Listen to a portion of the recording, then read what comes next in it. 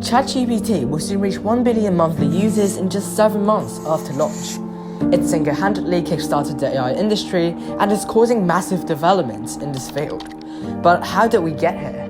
How is OpenAI, a startup of just 300 people, beating the king of Google?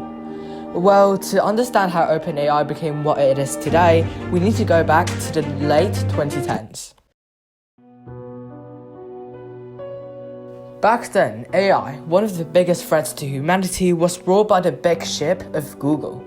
Google had most of the AI talent, while its CEO, Larry Page, had no concern with the threats of AI. Elon Musk, being a very vocal person in the safeties of AI, was quickly terrified of this.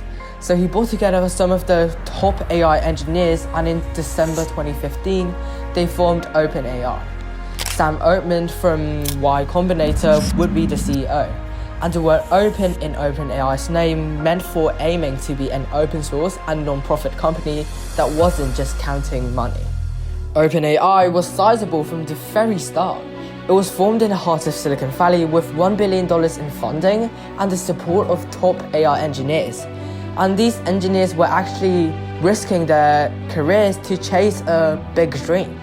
They had comfy and well-paid jobs in Google or other big companies, but they still left the big guy just to pursue a risk for humanity, all whilst they're getting paid less. With the boat ready, OpenAI was ready to take on the big ship of Google. And thanks to the top engineers, Generative Pre-trained Model 1, GPT-1, was made in just 3 years. This is like the grandfather model, a prequel to the future ChatGPT and DALL-E. It works by using what is learned from its training, which is many pieces of text from the internet, and learning from them provide a human-like output. While it was really good at writing readable responses, there was a big problem. It just wasn't powerful enough. It needed more training, so GPT-2 was in development. OpenAI started with good intentions. However, even with wealthy businessmen backing it and fantastic talent, OpenAI was still struggling to stay afloat. The truth is, OpenAI was surrounded by dangers. Training an AI takes thousands and thousands of dollars each day, and they would need billions just to survive. Soon, the OpenAI board wanted to switch from non-profit to for-profit, and it made sense. A for-profit company would have better investments and can even hire better talent. However, Elon Musk spited it. Instead of accepting the switch, Elon allegedly tried taking the top spot as CEO to run it his way, and when the board said no, he left. By 2019, Elon Musk was out and OpenAI switched into a for-profit, but it still didn't change the situation yet. The company still needed desperate funding, and after Elon Musk left, they needed even more cash from somewhere else. But who is going to invest in a startup that was doing research and have negative cash flow? Microsoft. Why? You see, when your competitors are developing AI technology and you're way behind, the best way to catch up is to be in bed with a startup that wasn't behind. You got unlimited money to invest anyways. Might as well to use it to enhance your assets. So the big guys of Microsoft came in and invested $1 billion into it, which might seem like a win-win, but this began the great takeover of OpenAI by Microsoft. More on that later. But for now, what is a calm, and in the very same year of 2019, GPT-2 was also released. It was the successor of GPT-1 and had much more training on there. Still, even though it's better, it couldn't understand complex context. From 2015 to 2021, OpenAI was still considered as a startup. It was like a speedboat and speeding up to become one of the biggest names in the AI field, but was nowhere close to being a household name as we see today. Well, this was about to change when OpenAI released DALL-E, which would be one of the first big successes from OpenAI.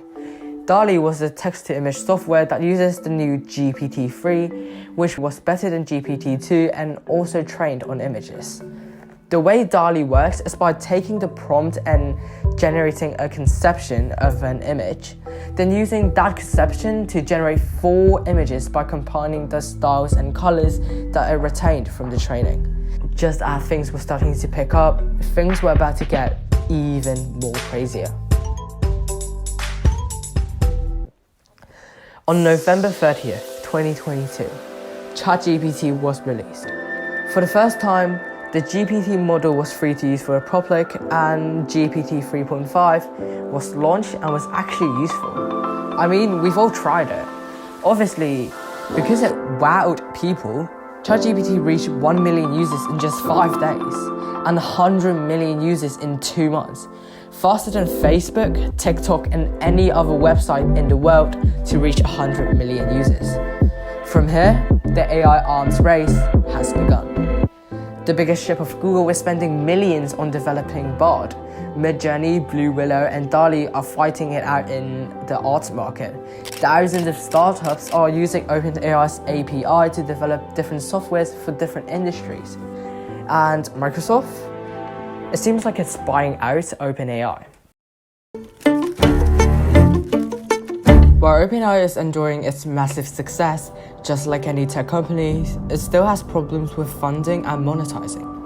It's still burning through thousands of dollars each day, and while the speedboat definitely has a strong first mover advantage, it doesn't have enough resources to scale before other companies and make a profit. So, the Microsoft takeover continues.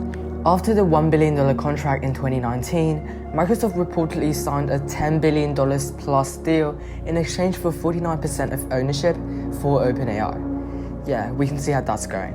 Microsoft has acquired tons of startups over the years, and eventually, once perfected regulations are in place and don't affect OpenAI, Microsoft would probably acquire the whole company. And for now, ChatGPT is getting more useful day by day.